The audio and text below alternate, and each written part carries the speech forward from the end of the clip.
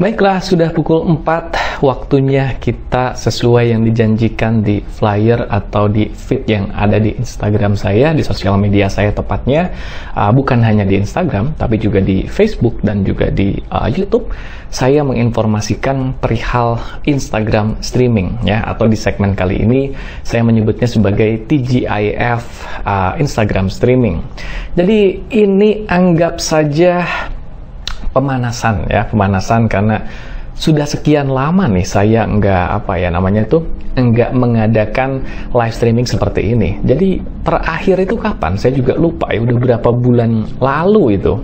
Di sini saya mau lihat dulu yang sudah hadir ada siapa saja, ada cukup banyak ya. Jadi ini yang bermasukannya karena cukup banyak ke notifikasi saya. Jadi biasanya saya menyapa dulu nih gitu ke yang sudah join. Nah, kali ini karena cukup banyak dan tiba-tiba bertumpuk langsung kelihatan siapa join, saya agak sulit nih untuk sapa menyapa. Tapi intinya saya ucapkan selamat datang, selamat bergabung bagi Anda sekalian yang sudah hadir di Instagram streaming kita sore hari ini. Ya, saya sengaja mengambil waktu jam 4 sore karena di hari Jumat, ya, menutup minggu, kita akan memasuki weekend. Ya, kita menutup akhir minggu ini atau menutup weekday ya sebelum masuk ke weekend dengan mengisi diri lah dengan tayangan yang boleh dikatakan menjadi satu referensi mungkin, ya, sebut saja begitu. Di sini saya pengen lihat dulu siapa saja. Wah, sudah saling sapa menyapa ya kelihatannya di sini. Tadi ada Yudi, kemudian juga ada di sini yang menyapa saya, ada dari Utami. Halo ya. Di sini juga kelihatan beberapa lagi baru bergabung. Saya ucapkan sekali lagi selamat datang bagi Anda sekalian. Sekali lagi terima kasih telah kembali bergabung ya. Kalau dulu Instagram streaming ini termasuk yang cukup rutin diadakan. Nah, kali ini sejak kemarin ya, kalau saya sedikit cerita dulu nih. Jadi sambil saya sapa menyapa, sambil nungguin beberapa orang yang konon katanya mau bergabung, saya sambil cerita dulu ya. Jadi di tahun 2023 ini ada sedikit perubahan pada cara saya dalam berbagi karya ya. Kalau tahun 2021, bagi Anda yang mengikuti saya sejak dulu, 2021 itu saya betul-betul menjaga konsistensi saya ketika saya berbagi di media sosial. Jadi saya itu betul-betul setiap minggunya ya, tidak pernah ketinggalan dengan podcastnya, dengan videonya, dengan berbagai hal lainnya lah. Tahun 2022 saya agak sedikit mengubah. Jadi saya pengen memberi warna khusus, akhirnya saya lebih berkonsentrasi ke live streaming. Makanya tahun 2022 itu cukup banyak live streaming yang saya adakan, baik itu di YouTube ataupun juga di Instagram. Nah, tahun 2023 ini kan kita juga inginnya ada ada pemerkayaan, ya, ada pembenahan. Maka 2023 ini saya menyadari ada resolusi baru yang perlu saya buat. Tahun 2022 itu sedikit mundur ya, ada sedikit cerita juga nih, cukup keteteran dengan berbagai macam agenda sambil mengajar di kelas korporasi, ya, mengajar di kelas publik, juga ketemu klien, sesi one on one, belum lagi live streaming, jadi agendanya banyak sekali. Nah, itu yang menjadikan tahun 2022 itu agak sedikit kejar-kejaran, ya, agak kejar-kejaran. Pada akhirnya di akhir tahun, puji syukur saya berkesempatan menyelesaikan buku saya, karena saya punya resolusi kebiasaan saya itu per tahun satu buku. Ya, itu kebiasaan yang saya jaga dari tahun 2017. Jadi setiap tahun itu ada buku yang saya keluarkan. Nggak semua dipublish memang, jadi ada beberapa buku yang mungkin beberapa orang sempat nanya gitu, Coach, ini buku yang satu ini dapat di mana? Jadi mereka melihat buku itu di orang lain. Ada beberapa buku saya yang memang hanya untuk kalangan tersendiri saja. Tapi basically atau secara mendasar, saya tiap tahun menargetkan mengeluarkan satu buku. Nah, tahun 2022 itu saking keteternya gitu ya, jadi benar-benar untuk menulis buku ini hampir nggak kesentuh. Kalau artikel segala macam terus jalan, tapi bukunya hampir nggak kesentuh gitu. Sehingga saya kemudian membuat sebuah gebrakan di akhir tahun itu dengan durasi waktu yang ada, dan memang bahannya sudah ada sih, hanya tinggal dikompilasi saja. Akhirnya saya merampungkan sebuah buku yang mungkin beberapa teman-teman juga sudah familiar ya. Bukunya itu disebut dengan The Answer. Nah, ini jadi buku saya yang terbit di tahun 2022 pada akhirnya. Itu buku yang boleh dikatakan kejar-kejaran dengan waktu. Nah, setelah itu selesai nih 2022 ya, saya mulai merenung lagi. Kalau begitu 2023 mau bikin resolusi apa? saya termasuk orang yang setiap tahun menetapkan resolusi ya. Bagi yang sudah sering ikut live streaming saya, tahu ada beberapa resolusi yang sering kali saya bahas, dari mulai resolusi hasil, resolusi karya, resolusi kebiasaan, dan berbagai macam hal lainnya. Nah, tahun 2023 ini saya menetapkan resolusi baru. Saya ingin mengeluarkan 4 buku, kata saya itu begitu ya. Nah, 4 buku ini kan bukan hal yang sederhana juga ya, karena bagi Anda yang suka menulis, Anda tahulah bahwa membuat buku itu memerlukan waktu dan tenaga yang tidak sedikit. Nah, singkat cerita, saya tetap kekeh dengan resolusi itu. Saya pengen tahun ini betul-betul menuntaskan 4 buku. Nah, hasil saya mulai tuh. Dari awal tahun, mulai. Dan bersyukur juga ya, di caturwulan pertama, atau di kurang lebih 4 bulan pertama itu, keluarlah buku saya yang pertama untuk tahun 2023. Ya, sebagaimana Anda juga sudah familiar, inilah dia bukunya. Nah ya, jadi bukunya mengajarkan tentang tata cara penyembuhan luka batin. Nah, itu buku pertama nih. Buku berikutnya ternyata lebih challenging lagi, dan buku itu baru selesai bulan kemarin, Agustus. Jadi saya menulis sebuah buku yang agak teknis, yang judulnya itu Understanding Resource Therapy. Ya, beberapa di antara Anda mungkin sudah melihat informasinya di Instagram saya. Buku itu nggak main-main ya. Ternyata begitu selesai, hasilnya 1000 halaman lebih. Jadi karena ia 1000 halaman lebih, saya juga baru sadar setelah dikompilasi, wah, ternyata 1000 halaman ya.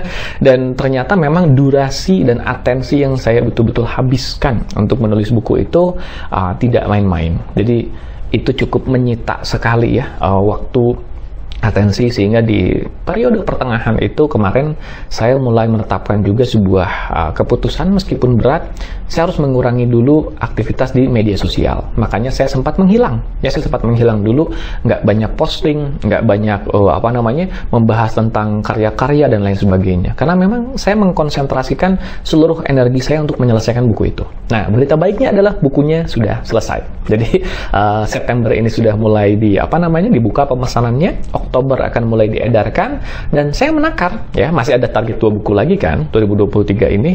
Saya menakar setelah kemarin mencoba bereksperimen dengan pengaturan waktu ya, kegiatan, ketakarlah ternyata untuk menyelesaikan 2 buku lagi ini bisa lah kalau mulai aktif kembali di media sosial. Nah, jadi seperti sekarang ini ya, saya mulai hadir kembali di media sosial. Kita mulai dari Instagram dulu, minggu depan akan seperti biasa aktif lagi juga di YouTube channelnya untuk live streamingnya ya, pelan-pelan satu-satu. Tapi untuk Anda sekalian yang sudah ada di sini sore hari ini, terima kasih banyak, selamat bergabung. Kita akan mengangkat sebuah tema yang bagi saya, tema ini tema yang menarik gitu ya. Bukan menarik hanya karena memang ia menarik sebagai sebuah bahasan, tapi menariknya karena memang yang kita bahas di sore hari ini adalah salah satu yang memang mewarnai aktivitas saya sebagai seorang coach, counselor, dan terapis. Jadi memang membicarakan tentang bagian kesadaran. Nah, kalau kita kembali ke judul ya, judul dari tema Instagram streaming kita kali ini, judulnya ini kan bagian-bagian kesadaran dalam diri ya. Nah, bagian-bagian kesadaran ini yang dalam dunia hipnoterapi sering kita sebut sebagai parts. Nah, parts ini sendiri punya peranan penting. Jadi di dalam proses yang saya fasilitasi pada para klien saya, keberadaan dari parts ini menjadi tema utama yang saya bantu untuk benahi dalam diri para klien saya. Nah, singkat cerita ya, karena sudah cukup lumayan lah pengantarnya, saya kayaknya udah cukup banyak juga nih yang join di sini. Jadi saya ingin sedikit sapa menyapa dulu dari awal ya, paling tidak udah kelihatan semua sekarang. Ada Yudi yang tadi join, ada Mas Fatur, dan juga ada Ruang Pulih Konseling, terima kasih. Ada Tirza juga, ada siapa lagi di sini? Ada Yudi, siapa lagi nih? Belum gerak lagi nih. Oh, oke, ada Salwa, ada Andi, ada siapa lagi? Ada Mbak Kel, ya, Mbak Kel, betul. Halo semua, terima kasih banyak telah ada di sini sore hari ini. Tadi juga ada Utami yang sudah saya sapa. Ada siapa lagi ya? Kelihatannya udah hampir semua lah saya sapa. Juga ada Cipan, ya, di sini juga ada Dov Marlon, ada Sanu WCS, terima kasih telah bergabung. Ya, sini ada lagi Avan, ada Stefanus, juga ada Mas Arif, ada di sini juga Fahmi dari Malaysia, selamat bergabung. Siapa lagi? Oke, sudah semua saya sapa ya. Jadi saya langsung saja masuk. Oke, jadi gini. teman-teman sekalian atau para siapapun Anda yang menonton Instagram streaming ini, karena kan nanti dokumentasinya akan tersimpan di file reel saya ya.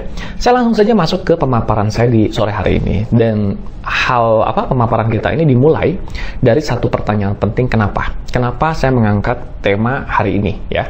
Jadi tema hari ini saya angkat terinspirasi dari apa yang sudah saya bagikan di YouTube channel saya. Jadi saya sudah sering sekali membagikan tema tentang parts ini di YouTube channel saya. Tapi yang di Instagram kan belum mendapatkan bahasan ini. Maka saya memutuskan, oke, di kali ini saya juga ingin membagikan yang sering kali saya bagikan ini di Instagram. Jadi bukan hanya bagi mereka yang sering nonton di YouTube channel saya, tapi juga bagi mereka yang mengikuti saya di Instagram. Jadi itulah dia ya. Nah, kalau Anda tertarik ingin dapat informasi lebih banyak, lebih bervariasi, temukan aja nanti di YouTube channel saya. Itu sudah lumayan banyak di sana. Tapi di kali ini itu dia yang pertama kenapa saya angkat. Yang kedua, tema yang berhubungan dengan parts ini sengaja saya angkat untuk membantu kita atau memberikan sebuah cara pandang, perubahan cara pandang, agar kita tidak melabeli diri kita dan tidak melabeli orang lain. Kenapa ada kata label di sini? Label ini boleh dikatakan sesuatu yang kita gunakan untuk melabeli atau menamai atau mengidentikan sesuatu dengan sebuah label tertentu. Contoh, ada orang yang mengatakan begini, Coach, saya ini orangnya minderan. Nah, itu label. Minder itu sendiri merupakan label ya. Coach, saya ini orangnya pemarah. Coach, saya ini orangnya penakut. Nah, pemarah, penakut, minder, dan berbagai hal-hal itu merupakan label yang bagi saya, ketika label itu kita lekatkan pada diri kita atau pada orang lain, misalkan kita bilang, dia orangnya pemarah, dia orangnya penakut, atau dia orangnya bermasalah, ya. Kita meletakkan label-label tertentu pada orang itu, atau bahkan pada diri kita sendiri. Hal itu disadari atau tidak, menciptakan batasan tersendiri bagi diri kita. Jadi ketika saya misalnya mengatakan saya ini pemarah, maka apa yang terjadi? Saya meletakkan label pemarah pada diri saya, dan saya menjadikan label itu menentukan perilaku saya. Maka jangan heran kalau perilakunya jadinya pemarah beneran, ya, jadi sering marah-marah. Padahal dalam diri kita itu ada berbagai bagian-bagian kepribadian. Nanti saya masuk ke tema itu. Tapi intinya adalah kalau kita kembali ke yang tadi, ketika seseorang mengatakan saya ini penakut, no, bukan kamu penakut, tapi ada bagian dalam diri kamu yang merasa takut pada hal tertentu. Ketika hal-hal itu ada, maka bagian itu aktif dan menunjukkan rasa takutnya. Rasa takut itu membuat kamu akhirnya jadi tidak berdaya. Kamu jadi dipengaruhi oleh rasa takut itu. Namun mungkin saja karena sering, ya, karena cukup sering, akhirnya kamu jadi melabeli bahwa saya ini orangnya penakut. Nah, padahal begitu kamu melabeli, seolah-olah jadi tidak ada opsi lain. Seolah-olah penakut itulah yang menentukan diri kamu. Padahal tidak. Ada bagian dalam diri kamu yang merasa takut pada stimulus tertentu. Begitu juga pemarah atau apapun, minderan, ya. Label-label apapun itu. Bukan orang ini pemarah. Ada bagian dalam dirinya yang marah kalau ada stimulus tertentu yang terjadi. Sehingga ia marah. Tapi mungkin karena sering, karena cukup mendominasi, maka seolah-olah itu menjadi sebuah label, menjadi sebuah identitas. Nah, di sini dengan bahasan sore hari ini, ya, moga-moga kita bisa berlepas dari label-label itu. Bahwa kalau saya punya masalah tertentu, saya punya permasalahan perilaku tertentu, saya tidak melabeli diri saya dengan permasalahan itu. Tapi saya tahu ada bagian dalam diri saya yang menyebabkan munculnya permasalahan itu. Ya, jadi ketika tadi kita mengatakan tuh orang penakut, enggak. Ada bagian dalam dirinya yang merasa takut pada stimulus tertentu. Mungkin saja, bukan kebetulan, ketika dengan kita, bagian itu sering muncul, sehingga kita melabeli orang itu penakut. Ya, jadi ini juga penting untuk mengajak kita terlepas dari yang namanya label. Jangan labeli seseorang atau siapapun itu dengan berbagai identitas yang seolah-olah mewakili perilakunya. Ya, tadi pemarah, penakut, minder, atau tidak pedean, atau apalagi. Ada berbagai macam label lah yang seringkali kita lekatkan. Mari kita sadari bahwa jangan fokus pada labelnya, tapi fokus pada perilakunya. Ketika kita mengatakan seseorang itu sering marah-marah, ya sudah, jangan kita bilang pemarah.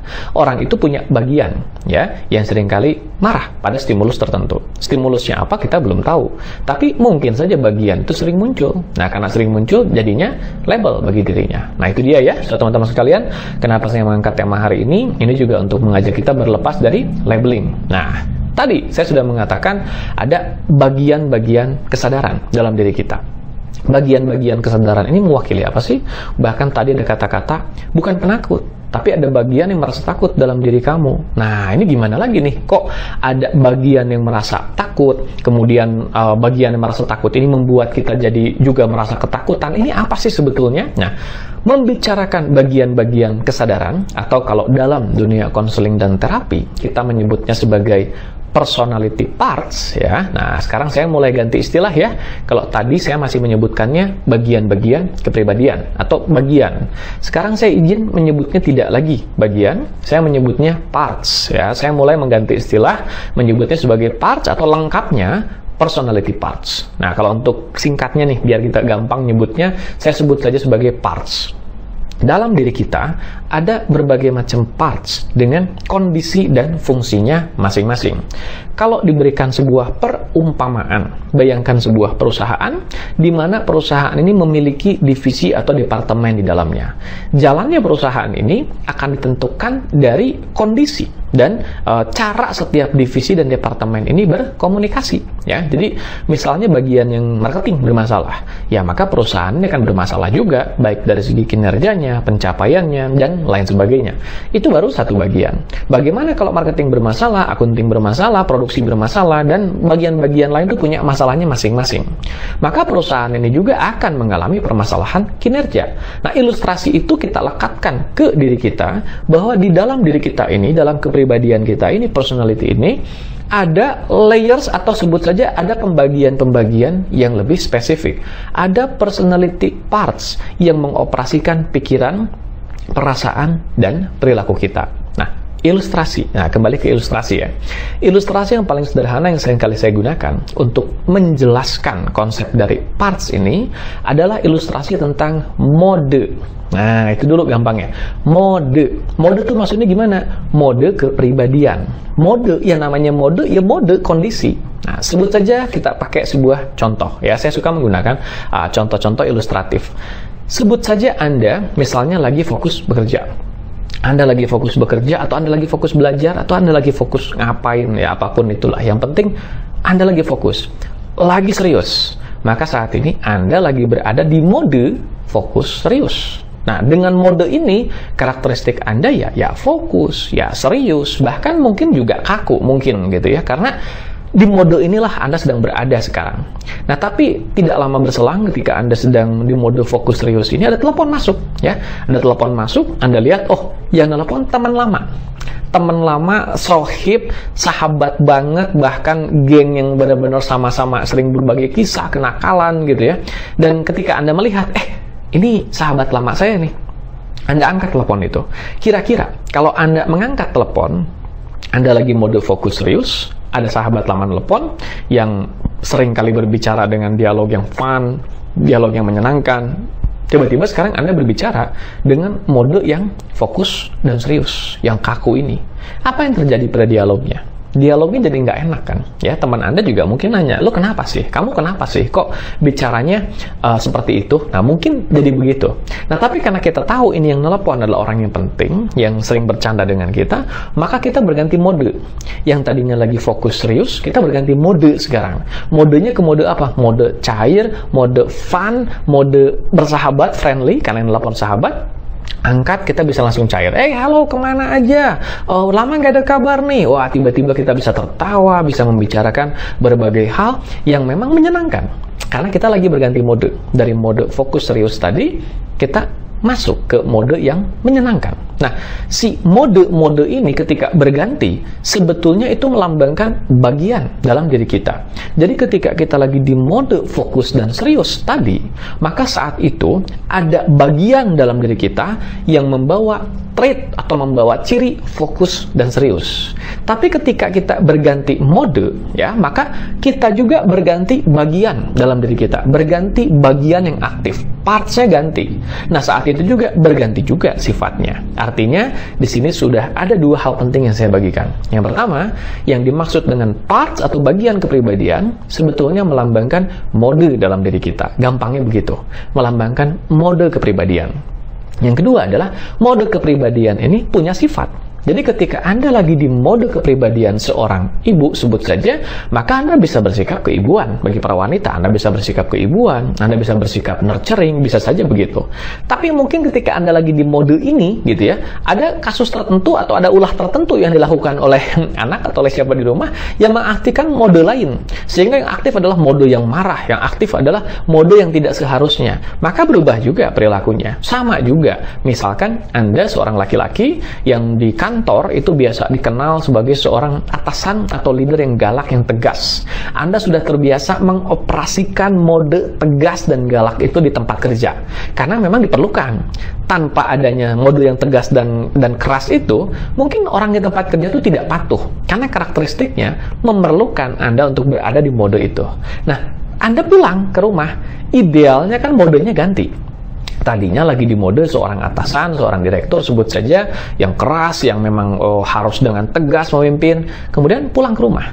Nah, ketika pulang ke rumah ini kan idealnya modenya ganti. Menjadi mode ayah kek ya, atau menjadi mode apa kek gitu yang memang lebih sesuai dengan peruntukan di rumah. Nggak taunya mode di tempat kerja masih ke bawah pulang. Alhasil ketika di rumah yang harusnya menjadi ayah, harusnya menjadi suami, malah jadi atasan, malah jadi direktur yang kelakuannya ya tegas, ya keras, ya sering marah-marah, nyuruh-nyuruh. Jadi modenya malah belum berubah. Nah ini, jadi kalau kita hubungkan dengan yang tadi, mode parts atau bagian kepribadian dalam diri kita itu mewakili mode. Setiap mode itu punya sifat. Dan setiap kali kita berada di mode tertentu, maka kita menunjukkan sifat yang sesuai dengan karakteristik dari parts itu dalam diri kita. Nah itu ya, ada dua hal penting saya beritahu. Sekarang yang ketiga. Yang ketiga ini adalah sebelum masuk ke bahasannya, saya pengen kasih ilustrasi dulu. Mungkin di antara Anda pernah ya, ada yang ngalamin bangun tidur di pagi hari, ketika mau bangun, itu rasanya berat. Jadi kayak ada satu bagian yang pengen bangun, tahu karena ayo waktunya kerja nih, ayo waktunya beraktivitas nih, banyak hal yang harus dilakukan nih, banyak hal yang harus diberesin nih. Jadi ada bagian yang tahu itu. Tapi ada rasa berat, seolah-olah ada bagian lain yang aduh tadulah masih berat nih, masih ngantuk nih gitu. Jadi bagian ini seolah menahan kita untuk terus tidur lagi. Nah, di sini terjadi yang kita sebut internal konflik atau konflik internal. Ada bagian dalam diri kita yang ingin bangun, tahu harus bangun. Ada bagian dalam diri kita yang malah pengen terus tidur ya. Nah, artinya apa? Hal yang ketiga. Hal yang pertama tadi ya, bagian dalam diri kita itu melambangkan mode. Yang kedua, setiap mode ini punya sifat. Dan yang ketiga, ada kalanya bagian-bagian dalam diri kita ini berkonflik. Ada kalanya ya. Satu bagian pengennya ini, satu bagian pengennya itu. Nah, alhasil terjadilah konflik.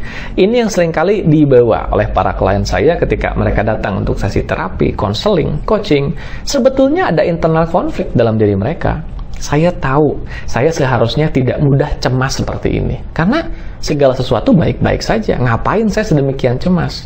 Tapi ya itu yang saya nggak tahu. Kalau sudah tampil depan umum, tampil depan orang banyak, cemas rasanya. Nah, lihat.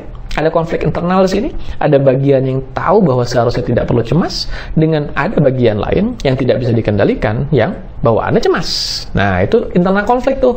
Ada juga mungkin beberapa orang yang saya tahu, saya seharusnya tidak perlu marah sedemikian keras ke anak saya kalau dia buat kesalahan. Karena namanya juga anak kecil. Tapi yang nggak tahu kenapa, kalau anak saya sudah buat kesalahan, saya bisa marah meledak-ledak. Nah, lihat, ada konflik internal lagi. Ada bagian yang sadar bahwa tidak seharusnya saya begitu, dengan bagian yang tidak bisa dikendalikan, karena bagian ini berada di, nah kita mulai masuk istilah lainnya, bagian ini berada di pikiran bawah sadar yang dominasinya lebih besar, sehingga ketika bagian ini aktif, ia mendominasi perilaku kita. Setelah kita marah-marah, melampiaskan kemarahan, baru sadar, ya ampun, kenapa saya tadi marah segitunya ya? Nah, saat itu baru konflik internal itu kita sadari. Nah, jadi di sini teman-teman sekalian, tadi sudah kita bahas beberapa hal. Yang pertama, bagian atau parts itu adalah mode dalam diri kita. Yang kedua, setiap mode itu punya sifat. Dan yang ketiga, ada kalanya terjadi konflik dalam diri kita antar satu parts dengan parts lainnya. Satu parts punya keinginan A, punya kesadaran A. Satu parts lain punya keinginan B, ya, punya kehendak lain yang berlawanan. Jadi kita pengen A tapi malah B. Saya tahu seharusnya nggak nunda tapi malah nunda. Saya tahu seharusnya bangun malah leyeh-leyeh. Saya tahu seharusnya berani tapi malah cemas. Saya tahu seharusnya tenang malah panik. Nah, itu konflik antar bagian. Nah, sekarang kita lanjut lagi. kok konflik itu bisa terjadi? Baru kita masuk ke pemaparan yang keempat sekarang. Yang keempat ini, dari mana si parts ini tercipta? Karena seringkali ada yang nanya, Coach, apakah si parts ini, personality parts ini juga mewakili kepribadian ganda gitu ya, orang bilang tuh. Karena kan Coach tadi bilang setiap parts, setiap mode itu punya sifat, punya karakteristik. Terus apa bedanya sama kepribadian ganda? Nah, nanti dulu ya, kalau soal kepribadian ganda nggak saya bahas dulu. Karena kalau kepribadian ganda, kita membicarakan alters nanti. Itu sudah fenomena yang agak jauh, itu udah agak lain hubungannya. Di sini, keberadaan dari mode tadi, ingat, namanya mode. Jadi bukan kepribadian lain, tapi mode kepribadian. Bukan berarti punya kepribadian lain, bukan. Modenya yang lain. Nah, kepribadiannya tetap satu, modenya yang banyak, modenya yang beda-beda. Nah, itu dulu ya. Nah, sekarang mode itu dari mana terciptanya? Mode ini terbentuk dari pengalaman tumbuh kembang kita. Jadi dari kecil kita belajar, kita mengadaptasi perilaku tertentu, terbentuklah mode untuk menjalankan perilaku itu. Misalnya saja Anda waktu kecil belajar ya, belajar untuk makan, sebut sajalah makan ya, memasukkan makanan ke mulut atau melakukan hal apapun yang sifatnya itu mensyaratkan gerakan motorik misalnya. Nah, saat ini terbentuk mode yang akan mulai menjalankan perilaku itu di kemudian hari nantinya. Jadi kita sedang melatih diri kita dan kemudian terbentuk ya berbagai macam reaksi, tembakan akson, dendrit, sinaps di dalam otak kita yang secara psikis membentuk keberadaan mode ini. Misalkan saja waktu kecil ada anak ya yang misalkan orang tuanya lagi kerja, lagi sibuk, dia nolongin orang tuanya. Ketika nolongin, dia dipuji. Pinter, anak mama papa pinter, udah bisa bantuin. Anak ini senang. Nah, maka saat ini terbentuk mode dalam dirinya yang merasa senang ketika membantu, karena ia tahu ketika membantu, dia feel good. Dia merasa nyaman dengan membantu ini. Nah, tapi lain ceritanya, kalau si anak ini ketika akan membantu, ya ketika dia membantu orang tuanya, ini malah dimarahin. Ngerepotin aja sana minggir. Nah, terbentuk mode yang malah merasa tidak nyaman. Terbentuk mode yang mengasosiasikan bahwa kalau saya membantu, nanti saya dimarahin. Mode ini mengalami trauma, mengalami luka. Sehingga di kemudian hari ketika ada situasi di mana orang lain ngebantu, mungkin si orang ini malah nggak mau bantu. Karena ada mode yang bawa trauma dalam dirinya, di mana mode ini melihat kalau saya membantu, nanti saya akan terluka. Maka mendingan saya diam aja daripada nanti saya terluka. Nah, artinya apa? Pemaparan yang keempat ini, setiap mode itu punya ya pengalaman tumbuh kembangnya masing-masing, dan setiap mode dalam diri kita, parts dalam diri kita itu punya fungsi. Fungsinya adalah yang tadi itu, fungsinya untuk ada mode dalam diri kita yang bertugas bangun pagi, ada mode dalam diri kita yang bertugas untuk bekerja, belajar, ada banyak mode dalam diri kita. Disinilah ada kalanya mode itu berkonflik, seperti tadi di pemaparan yang ketiga. Jadi modenya ternyata malah berkonflik gitu ya. Nah, kalau modenya berkonflik ya jadinya ada satu mode yang tahu saya harus bangun pagi, ada satu mode yang aduh saya masih ngantuk. Nah, ini terjadi yang kita sebut conflicted fenomenanya ya. Itu bisa terjadi. Nah, sekarang kita lanjut lagi nih. Setelah kita membicarakan bahwa parts atau bagian kepribadian itu adalah mode, setiap mode ini punya sifat ya, dan bagaimana kalau kita kembali lagi ke pemaparan yang mendasar tadi, mode ini bisa berkonflik dan mode ini adalah hasil dari pengalaman tumbuh kembang kita. Jadi jangan diartikan mode ini sebagai hal-hal gaib ya. Mode ini adalah sesuatu yang sifatnya natural. Dia terbentuk dari pengalaman tumbuh kembang kita. Ya, itu dulu. Nah, baru kita masuk yang kelima sekarang. Mode-mode dalam diri kita ini ada kalanya mengalami kondisi disfungsional ya. Buku ini ada pertanyaan ya. Kalau ada pertanyaan, buku yang bagus untuk memahami part apa ya, malah jadi baca buku saya di sini. Oke, nanti saya jelaskan. Ke siapa ini? Sanu WCS. Oke, saya izin nanti saya jelaskan ya. Nah, jadi ketika kita sedang berada di mode tertentu, setiap mode ini punya kondisi. Setiap mode ini punya kondisi, punya usianya masing-masing. Jadi kalau kita kembalikan ke yang tadi, setiap parts dalam diri kita itu punya kondisi yang beragam. Ada parts yang usianya kecil, ada parts yang usianya besar atau dewasa ya. Ada parts yang sebut saja kondisinya sehat, ada parts yang bermasalah dalam tanda petik bawa trauma atau bawa luka. Nah, ketika ada parts yang berusia kecil aktif dalam diri seseorang, disitulah kita seringkali melihat atau mengatakan, kok dia childish banget, kok dia kekanak-kanakan banget. Nah, bukan soal childish kekanak-kanakannya. Kalau kita yang ngerti, ada parts berusia kecil dalam dirinya yang sedang aktif di dalam tubuhnya yang dewasa, sehingga kelakuannya kayak anak kecil jadinya. Ya, nah jadi Di sini kalau kita kalau kita hubungkan kembali dengan bahasan soal parts, ternyata setiap parts ini punya usia, punya kondisinya masing-masing. Nah, kalau parts ini kondisinya sehat, ketika dia aktif, sehat juga. Tapi ketika parts yang aktif ini adalah parts yang bermasalah, ya, atau yang bawa luka, bawa trauma, maka kan bermasalah juga perilakunya. Nah, itu dia, ya. Oke, kemudian di sini sebentar sebelum saya masuk ke bahasan berikutnya, saya pengen lihat siapa aja sih yang sudah yang sudah join lagi di sini. Tadi ada beberapa yang sempat sapa menyapa, ya. Di sini tadi terakhir itu dari siapa ya? Tadi itu ada Mbak Eri kalau nggak salah. Mbak Eri sempat tadi komentar. Halo Mbak Eri, juga di sini ada dari Sano WCS tadi, ya, yang bertanya soal buku untuk memahami parts. Juga ada Bro Denny di sini. Parts yang merindukan kelas, bisa aja nih Bro Denny, ya. Kemudian juga di sini ada siapa? Ada masih Ruang Pulih Yuda, ya. Oke, baiklah. Jadi sudah saya sapa semua. Juga ada Reni yang baru juga muncul di sini. Oke, terima kasih Reni, terima kasih semua. Nah, itu dia. Jadi kita sudah sampai ke bahasan bagaimana parts itu melambangkan mode dalam diri kita, ya. Mode dalam diri kita ini, ya, kalau kita hubungkan dengan bahasan tadi, punya sifat, dan parts ini bisa berkonflik, ya. Parts ini juga merupakan hasil bentukan pengalaman tumbuh kembang kita, dan parts punya dinamika. Ada usia, ada kondisinya, ada berbagai hal yang menentukan karakteristik dari parts. Nah, kita masuk ke fenomena yang berikutnya, yang ke-6 sekarang, ya. Parts ini bisa mengalami kondisi disfungsional. Kondisi disfungsional itu gimana? Disfungsional itu dia berada di kondisi yang tidak tepat, jadi menyebabkan permasalahan. Saya biasanya mengatakan ada 3 kondisi besar, ya, 3 kondisi besar yang membuat parts ini aktif dalam kondisi yang bermasalah. Yang pertama, parts yang aktif dalam diri kita, parts yang tidak sesuai dengan situasi. Jadi misalnya situasinya mensyaratkan kita untuk fokus kerja, ya, untuk kita betul-betul mencurahkan atensi terbaik kita, nggak taunya parts yang aktif malah parts tukang ngelamun, malah parts tukang belanja. Jadi mau kerja ini malah jadinya kepikiran belanja lah, kepikiran ngelamun lah, karena parts yang aktif, mode yang aktif tidak tepat dengan situasi. Nah, jadi ini yang pertama, ya, yang seringkali saya umpamakan.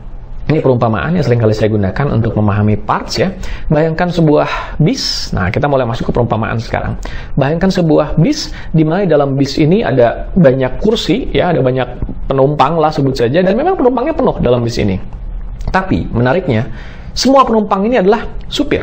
Jadi satu bis di mana dalamnya ada banyak penumpang, tapi semua penumpang ini supir, dan semua supir ini bisa nyupir bis ini, gitu. Cuman satu esensi yang tidak boleh kita lupakan. Mau semuanya supir, mau supirnya banyak, setirnya kan cuma satu. Artinya si supir yang nyetir bis ini kalau pingin perjalanannya aman dan efektif, haruslah supir yang tepat. Jangan sampai supir yang nyetir ini supir yang bermasalah. Nah, permasalahan yang pertama tadi, supir yang nyetir tidak sesuai dengan medan jalan. Jalannya jalan tanjakan, yang nyetir malah supir spesialis turunan. Jalannya jalan laju, malah yang nyetir supir spesialis kelok-kelok. Nah, kan nggak masuk jadinya, ya.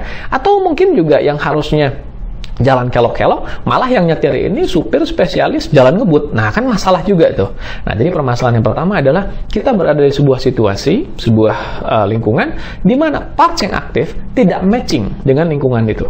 Biasanya kita menamainya dengan salah tingkah atau gemes gitu. Aduh, tahu harusnya saya fokus belajar, tapi kok ya males ya, kayak yang mikir kemana aja, ngelamun gitu, nggak bisa grounded, ya. Kalau di sini para teman-teman penulis itu ada yang curhat ke saya tahu mau nulis buku nih dari depan laptop nih, begitu nulis saya malah kayak ngerasa sibuk mikirin belanja lah gitu, malah sibuk mikirin kerjaan lain, jadi nggak matching dengan situasi. Nah, yang pertama, ya, jadi parts yang aktif tidak sesuai dengan situasi. Yang kedua, ada parts yang berkonflik. Parts yang berkonflik ini bagaimana? Tadi ilustrasinya, ada bis, supirnya banyak, tapi setirnya satu. Nah, ada misalkan sebut saja 2 parts atau 2 supir yang berebut pingin nyetir bis ini.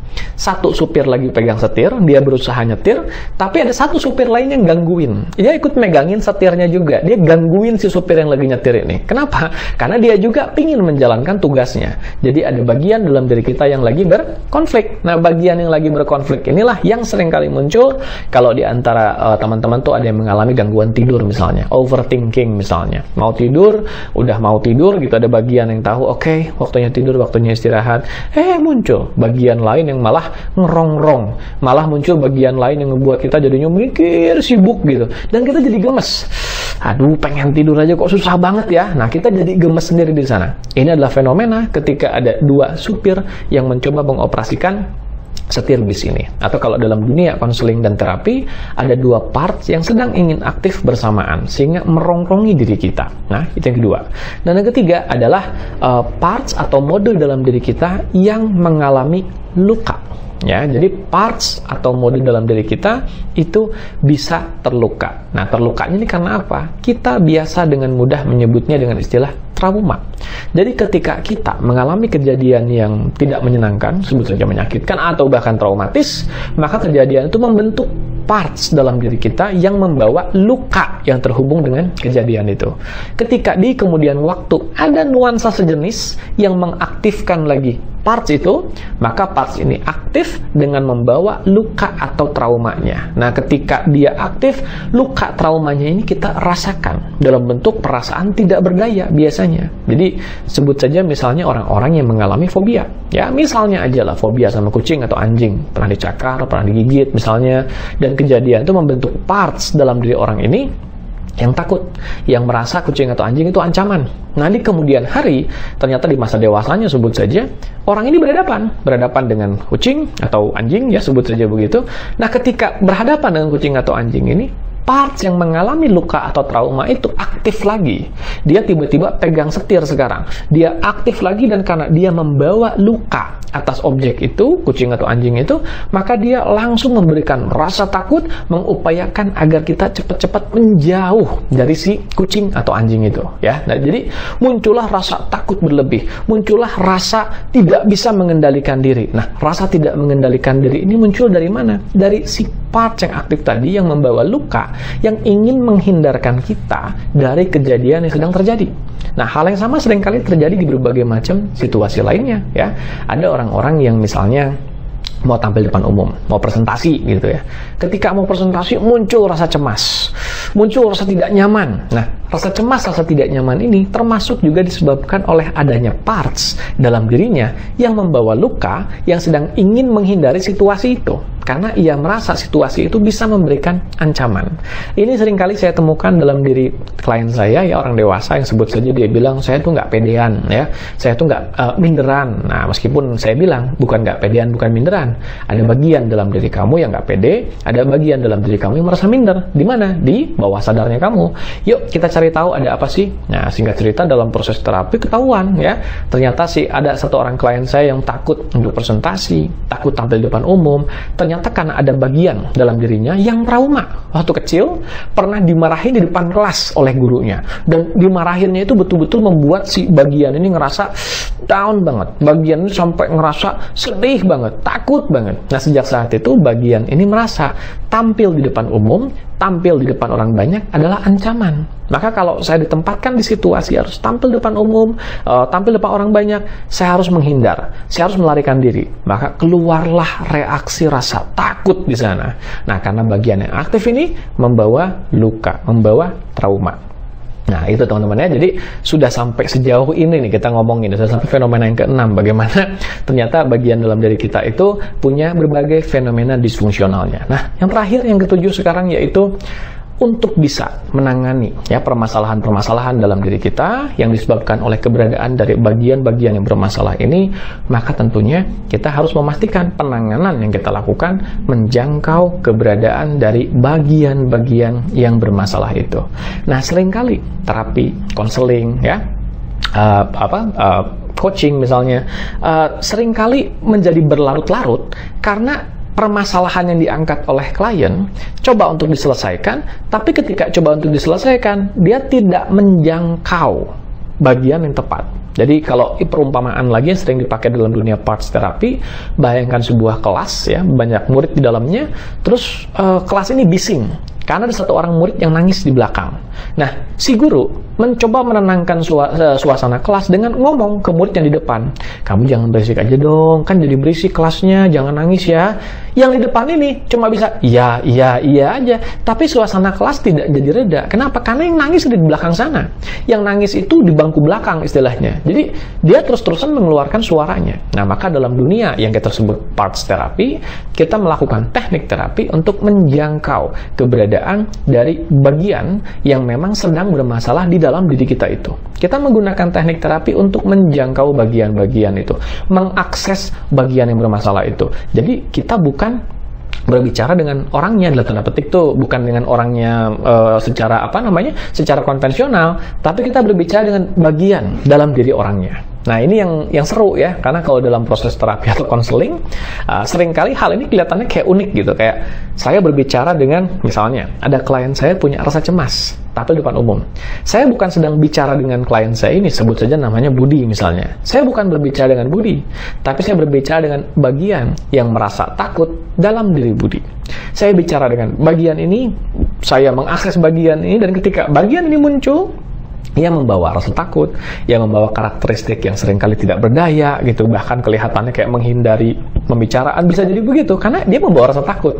Dan ketika saya bicara dengan bagian lain dalam diri Budi, itu bisa lain lagi nanti gaya berbicaranya. Nah ya, jadi itu serunya pendekatan yang kita sebut itu parts terapi ya. Nah, di sini siapa lagi di sini, kalau yang kita lihat udah ada yang join, kemudian di sini dari yang sudah komentar ada beli nengah ya, bisa jadi part yang diproses adalah part pelapor. Nah, itu kalau menggunakan bahasa parts terapi, seringkali yang ditangani malah parts yang pelapor. Di sini ada Bro Denny juga, kalau di kelasnya Coach Alka aku duduk di depan. Iya, thank you Bro Denny ya, duduknya di depan terus nih kok di kelas nih. Oke, jadi itu dia selayang pandang dulu tentang konsep bagian kepribadian ya. Jadi di hari ini anggap aja pemanasan, saya juga belum membicarakan tema-tema yang terlalu jauh, anggap saja pemanasan dulu bahwa ternyata kita diajak berkenalan, kita diajak memahami, oh nyata dalam diri kita itu ada banyak bagian ya. Bisa jadi yang bermasalah dalam diri saya ini bukan keseluruhan, ya memang bukan. Jadi kalau kita mengatakan, saya ini orangnya seringkali cemas coach, bukan kamu seringkali cemas. Ada bagian dalam diri kamu yang seringkali muncul di situasi tertentu, dan hal itu memunculkan rasa cemas. Karena bagian itu membawa rasa cemas bersamanya. Nah, jadi itu kurang lebih si perumpamaannya dari keberadaan bagian-bagian tadi ya. Nah, di sini saya juga tadi ada pertanyaan yang bertanya tentang buku apa yang bisa digunakan untuk memahami parts terapi ya. Bukunya kebanyakan literaturnya bahasa Inggris, tapi kalau Anda tadi mendengar pemaparan saya tentang konsep parts, bagian-bagian dalam diri ya, ini ada satu ya. Jadi kan kesannya kayak bukan lagi jualan sih, cuman karena emang ditanya kan gitu. Ini buku yang saya tulis ya, yang tahun 2020. Buku ini saya tulis tahun 2020. Ini menjelaskan tentang konsep parts dari sebuah teknik terapi yang disebutnya resource terapi. Ya, jadi parts terapi sendiri sebetulnya ada beberapa, bukan cuma resource terapi, ada banyak teknik ya kalau kita hubungkan dengan dunia konseling, dunia terapi, dunia coaching, teknik-teknik yang menyasar keberadaan parts dalam diri kita itu nggak cuma satu ya. Yang saya praktekkan itu resource terapi atau parts terapi yang berbasis resource state. Ada lagi teknik-teknik terapi lain ya, seperti internal family system, DNMS, ada lagi skema terapi, ada lagi ada ego state. Jadi banyak teknik-teknik terapi yang berbasis parts itu ada banyak gitu. Cuman yang saya pakai karena saya merasa nyaman dengan tekniknya, itu yang saya sebut resource terapi ya. Jadi di sini ada beberapa orang juga yang di layar chat ini yang sudah pernah belajar resource terapi itu, dan bukan kebetulan buku saya yang baru selesai Agustus kemarin itu adalah buku tentang resource terapi ini. Buku saya yang tadi ya, yang tahun 2020 saya keluarkan, itu awalnya saya pikir sudah cukup lengkap ya, karena lumayan bikinnya juga itu lumayan struggling untuk menuangkan berbagai konten di dalamnya, dan bersyukur ya bagi saya cukup lengkap. Tapi seiring dengan zaman berganti, zaman berubah gitu ya, saya merasa bahwa kayaknya masih ada yang kurang. Saya pengen bikin lebih lengkap lagi, dan selesailah buku yang bulan kemarin baru beres itu, Understanding Resource Therapy. Nah, kalau di buku itu lebih mendetail lagi, lebih terjabarkan lagi isinya ya. Di sini apa cemas itu ulah dari satu ego state saja? Nah, ini bagus pertanyaan dari Mas Dodi ya. Apa cemas itu ulah dari satu ego state saja? Bisa iya, bisa tidak. Ya, jadi ini bagus banget pertanyaannya, teknis. Jadi ketika seseorang merasa cemas, ada parts dalam dirinya yang merasa cemas nih ceritanya ya. Parts ini aktif di situasi tertentu. Maka satu parts ini membawa satu rasa cemas di situasi itu. Bisa saja memang cuma satu parts ini yang membawa rasa cemas, bisa. Tapi bisa jadi juga dalam diri seseorang ada beberapa parts sekaligus yang membawa rasa cemas. Munculnya beda-beda. Yang satu munculnya kalau lagi sendirian, yang satu munculnya kalau disuruh tampil depan kelas, yang satu misalkan kalau lagi stres. Nah, itu beda-beda. Bisa jadi partsnya beda-beda. Bisa jadi juga satu. Bisa jadi. Jadi gimana taunya? Ya taunya nanti ketika di proses terapi atau konseling, baru kita akan tahu setelah partsnya kita akses dari bawah sadar, partsnya mulai kita ajak dialog, baru kita akan tahu yang jadi dalam tanda petik biang kerok ini parts yang mana, dalam tanda petik ya, karena kalau dikatakan biang kerok enggak juga gitu, karena sebetulnya setiap parts dalam diri kita itu punya maksud baik. Tidak ada parts dalam diri kita yang bermaksud buruk, itu tidak ada ya. Begitu kurang lebih. Kemudian di sini Yuda mengatakan itu buku wajibnya. Yudi ya. Iya betul. Nanti yang bulan September ini kita mulai pemesanan dan Oktober kita mulai edarkan, itu akan lebih lengkap lagi. Dan pertanyaan dari Sano WCS, bagi pemula apa bisa memahami bukunya? Yes, saya merasa ya, karena yang Agustus kemarin beres, yang September ini mulai dibuka pemesanannya, itu betul-betul terjabarkan dari dasar sekali. Bahkan buku yang tadi saja, yang tahun 2020 saya tulis, itu pun juga banyak orang awam yang baca dan mereka masih cukup ngerti ya. Jadi dikatakan awam itu juga ya bukan berarti awam banget, minimal suka lah hal-hal seperti ini ya. Jadi dengan cara memahami bahwa oh ada bagian dalam diri kita, oh ada ini, oh ada itu. Ternyata mereka jadi ngerti konsep dari teknik terapi yang dibahas di buku itu. Tapi yang di bulan Oktober yang diedarkan itu lebih lengkap, lebih terstruktur dari awal lagi. Jadi bahkan awam sekalipun saya rasa akan bisa memahami ya. Nanti lihat saja samplingnya, karena sebelum buku itu saya keluarkan, saya punya kebiasaan meletakkan sampling free buku itu di website saya di albuska.com. Samplingnya akan ada, Anda bisa mendownload free beberapa chapternya. Lihat saja bisa dimengerti apa tidak. Kalau bisa ya sudah, berarti Anda aman untuk melanjutkan ke bahasan berikutnya ya. Di sini dari jangan dikatakan biang kerok, makanya tadi saya katakan dalam tanda petik ya, karena itu kan istilahnya. Tapi kemudian saya jelaskan juga bahwa dikatakan biang kerok itu karena kita merasa parts itu bikin masalah. Padahal sebetulnya tidak ada parts yang jahat dalam diri kita. Setiap parts itu pasti punya maksud positif. Jadi ketika ada parts yang memunculkan rasa takut misalkan, sampai bawaannya cemas, bawaannya tidak berdaya, jangan dianggap negatif. Part ini punya maksud positif, ingin menghindarkan diri kita dari situasi yang dianggapnya ancaman. Nah, jadi itu cara pandangnya ya. Jangan pernah berpikir bahwa dalam diri kita ini bagian ini jahat, bagian ini buruk, atau bagian ini menghambat. Dampaknya menghambat mungkin iya, dampaknya. Tapi partnya sendiri maksudnya positif kok, ya, gitu. Oke, di sini saya perhatikan sudah banyak lagi yang bergabung. Terima kasih banyak sekali lagi ya, teman-teman sekalian telah bergabung di sore hari ini. Tema kita di sore hari ini belum terlalu mendetail ya, karena ini pemanasan saya juga udah cukup lama banget nih, sejak beberapa bulan lalu terakhir mengadakan live streaming. Terakhir banget saya live streaming itu ketika di YouTube channel saya ya, ketika lagi momen spesial Ramadan 2023. Itu ada 1 minggu di mana saya ngabuburit ngajak atau mengadakan live streaming selama beberapa hari, dan setelah itu sudah saya belum ada lagi live streaming nih, cukup lama ya. Baru sekarang saya mulai live streaming lagi. Oke, di sini tadi ada pertanyaan dari siapa? Dari Wawan, buku yang mana? Oke, nah ini juga mungkin sekalian lah ya, karena ada yang nanya sih gitu. Jadi biar gampang juga, karena ada aja yang nanya ke saya, Coach, buku yang cocok untuk saya pelajari yang mana gitu. Kalau Anda termasuk yang awal-awal ya, awal-awal menekuni dunia seperti ini, saya akan menyarankan, dan Anda ingin belajar teknik pemulihan, penyembuhan, maka saya akan menyarankan mulai dari buku yang paling dasar dulu. Ini buku yang paling dasar ya. Kalau buku ini memang ditulis untuk umum. Jadi teknik penyembuhan yang ada di buku ini memang itu untuk awam. Betul-betul orang yang newbie sekalipun yang nggak ngerti dunia terapi, dunia konseling di buku ini lebih cocok ya. Tapi kalau Anda suka hal-hal yang lebih teknis, hal-hal yang lebih rumit dalam tanda petik ya, rumit itu maksudnya lebih mendetail, lebih sesuai dengan ketertarikan Anda di bidang terapi, konseling dan lain sebagainya. Tadi kalau kita membahas tentang parts ya, tentang keberadaan bagian dalam diri kita, judul bukunya satu ini ya, judul bukunya yang Performance in the Fifth Dimension. Itu judul bukunya. Karena memang di buku itu saya membahas tentang konsep parts. Tapi ada juga yang nanya, coach ada buku lainnya nggak? Ada. Ya, ini juga buku saya yang lain yang judulnya The Big Book of Professional Hypnotherapist. Jadi itu berbagai karya saya. Nah, tapi kembali, cocoknya yang mana? Ya tergantung Anda sukanya yang mana. Kalau Anda praktisi atau ingin jadi praktisi, maka buku-buku yang tadi yang agak tebal itu, yang The Big Book, yang Performance, itu mungkin cocok. Tapi kalau Anda awam, pengen pakai untuk diri sendiri, saya nggak mau ngerti lah konsep-konsep yang terlalu rumit, yang penting saya bisa pakai tekniknya untuk pemulihan diri saya, udah yang ini aja. Ini lebih gampang, isinya juga ada contoh-contohnya, ada bahkan gambar-gambarnya bagaimana cara melakukannya. Ini lebih public friendly, ya, seperti itu. Dari Mas Dodi, apa pembeda teknik yang dulu ya dari Gordon Emerson dengan resource terapi yang sekarang? Nah, ini pernah saya tulis di artikel di website saya ya, Mas Dodi. Mohon maaf ini nggak saya bahas di sini karena terlalu teknis. Takutnya yang lain yang bukan dari bidang praktisi agak kesulitan untuk mengejar topiknya. Tapi kalau Mas Dodi tertarik, ini satu di website saya ada. Yang kedua juga di free sample ya. By the way, buku yang satu ini ada free sampelnya di website saya.